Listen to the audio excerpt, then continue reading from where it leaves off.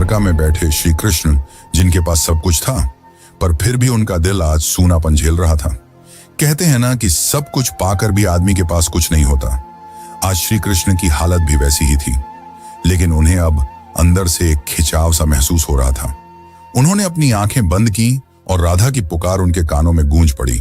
इस पल श्री कृष्ण की आंखों में आंसू थे, पर हृदय में सुकून। उन्होंने तुरंत सब कुछ छोड़कर उसी पल एकांत कुंज की ओर प्रस्थान किया, जहां राधा रानी उनका इंतजार कर रही थी। जब श्री कृष्ण वहां पहुंचे तो राधा कुटिया के बाहर तुलसी के पेड़ के पास बैठी हुई थी।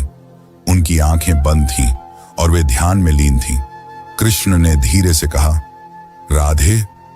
यह शब्द सुनकर राधा की आंखें खुली और उनके चेहरे पर एक चमक छा गई।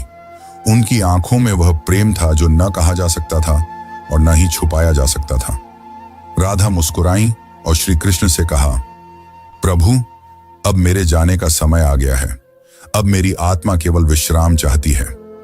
यह सुनकर श्री कृष्ण ने राधा का हाथ थाम लिया।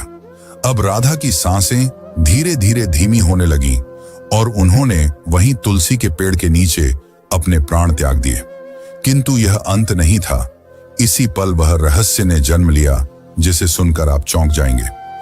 राधा की आत्मा को तो मोक्ष मिल गया, पर उनके आखिरी शब्द अब भी श्री कृष्ण के कानों में गूंज रहे थे। राधा ने अपने अंतिम पलों में कहा था, प्रभु, जब इस धरती से प्रेम का अर्थ मिटने लगेगा